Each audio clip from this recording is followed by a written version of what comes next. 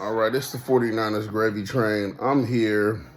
The 49ers just made the second big free agent signing. They signed Mike Evans in free agency at wide receiver, but everybody knows we were last in the league in sacks last year. So I'm wondering, when are we going to address the pass rush? So this is the first move that I feel like really addresses the pass rush. We signed OSA. I'm not even going to try to kill the man's last name. But he was the Dallas Cowboys defensive end, OSA. And he has a long African last name, so I can't pronounce it right now. OSA Odighizuwa or something like that, Osawagu. I don't want to butcher the man's name, but at the end of the day, his highlights are on behind me. He was number 97 for the Dallas Cowboys, if you want to go do your research and pull up the highlights. But the guy had 17 sacks in his career. He's had 50-something pressures last season.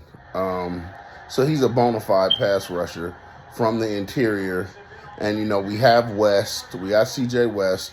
We have Alfred Collins, who's a good run stuffer. And both of them are good run stuffers. C.J. West, I feel like, has a little more juice as far as getting after the quarterback. But this guy right here, 17 sacks, 50-something pressures.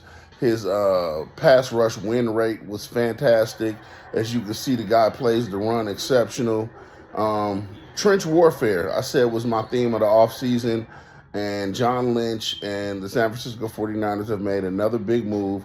This is a trade of a third-round pick to the Dallas Cowboys. We ended up getting 4 compensatory picks, so we have 4 fourth-rounders. Then we still have 6 picks in the draft, just minus the third rounder. We got a first, we got a second, and then we got 4 fourth-round picks. So, man, I'm very happy with this move.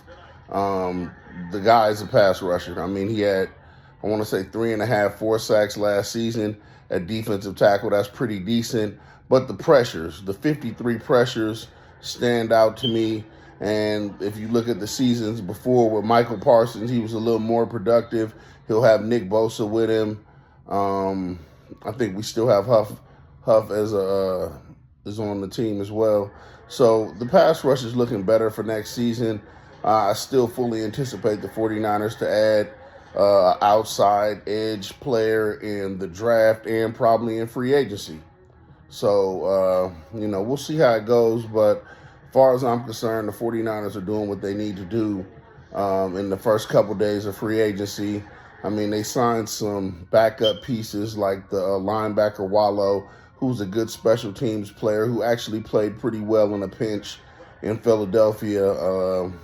They signed the offensive lineman, Todd, from the Eagles. He has some starting experience as center and guard. I think that he could possibly be a depth piece. I don't see him as being a starter.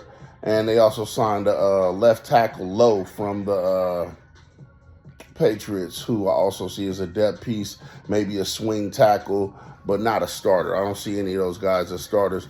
But Mike Evans will start, and this guy right here will start. The Niners didn't trade a third-round pick to the Cowboys for this guy to sit on the bench. This guy is going to be a starting player for us.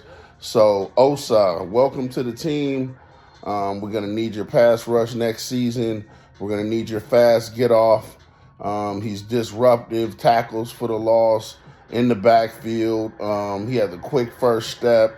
The guy's about 290 pounds, I think about 6'3", 290, and he has a very, very quick first step. I watched some highlights, like, he's getting after the Eagles right here. He's getting after Hurts on several plays, made him throw early. That's why he's making these inaccurate passes, because Osa's all over him. Look at the quick first step. Then he gets through Barkley and the running back in the backfield. I mean, he's a menace. That sack right there on Jalen Hurts, right? Coming right up the middle, got some pass rush moves, got some relentlessness, and the kind of quick twitch athlete a poor man's Brian Young. I mean, I know that's high praise, but that's kind of just the way his game is looking right now from what I see. He's a guy that's able to get after the quarterback, and I fully expect in our system, he'll probably have a close to double-digit sack season, 7, 8, somewhere in that line.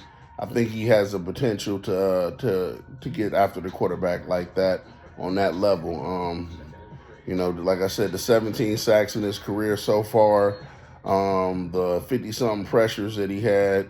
The guy's a player, so I'm pleased. I'm looking forward to seeing who's next. Are the Niners going to go after Joey Bosa? Are the Niners going to go after? I want to say Max Crosby is now back available. Niners want to really make a big move. You want to make a big splash.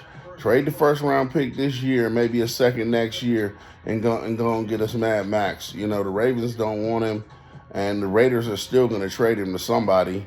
But sure would be nice to skip to the front of that line. And I know people trade the first round pick. I mean, we pick so bad sometimes with our first round picks.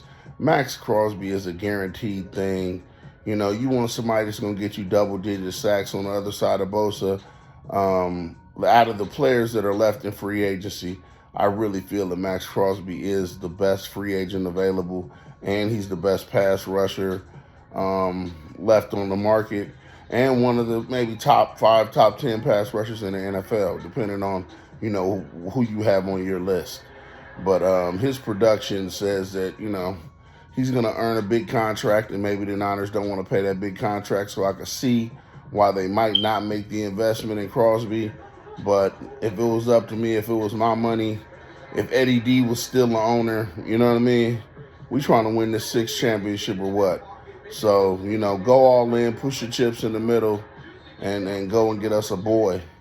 And I really do hope that the Niners will stay aggressive in the free agency period and bring us somebody else home.